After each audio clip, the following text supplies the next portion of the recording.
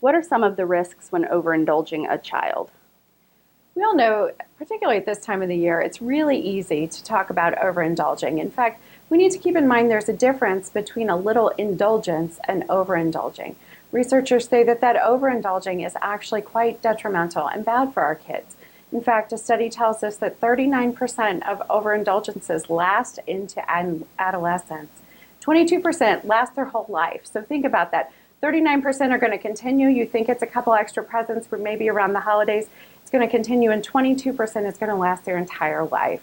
And many times it's more about what we're hoping to give and get out of giving those extra gifts than what the kids actually need. So the at-risk behaviors, for kids, what this can lead to is that they feel like they're kind of the center of the universe. They may not be able to show gratitude for the gifts they are giving. They have this overblown sense of entitlement. Could also lead them to being irresponsible. Obviously, they want that immediate gratification, and a couple experts say that it creates an ongoing demand and maybe an increasing demand for more items. Obviously, it also can impact their self-control, and it can lead to that materialistic view on success and happiness. So overall, it's really one of those things that while you think it may be one or two extra gifts, we as parents and as adults really need to be mindful of the impact on our kids. How do you know if you're overindulging your kids? Experts tell us to use the test of 4 questions. In giving this gift, does it hinder the child from learning any developmental task?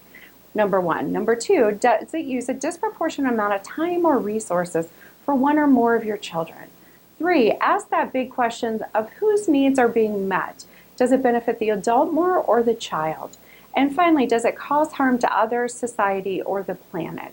To stop, work on those indulgences one at a time at home. If you're always getting ice cream when you're out, maybe monitor that a little bit and start alternating times. It's hard to do, but it's necessary for your kids. If you go to a store this time of year and you pick up a couple extra things and you know you've already completed your shopping list, go ahead and put them down. It's actually better for your child.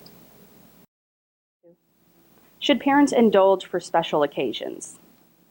Of course, Christmas and birthdays and holidays, it's hard not to want to go overboard.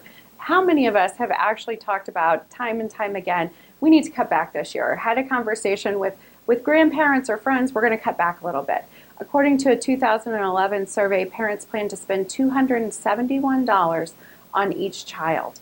One of the things we know that is actually beneficial for our kids is to set gift limits for those kids and do that ahead of time. Have those conversations with your family members. How are we going to keep this realistic? How are we going to keep it within a range that our kids will actually value what they're getting?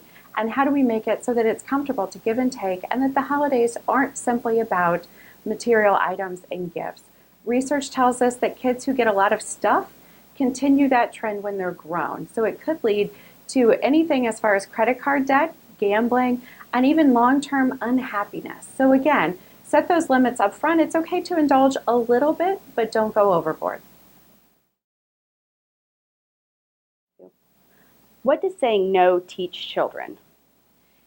Saying no to children gives them the example that not everything is available at the moment, that it's really hard for us to do. We live in this kind of yes culture, and that sometimes we think, and then we demonstrate to our kids, that everything should be fun, easy, fast, and more.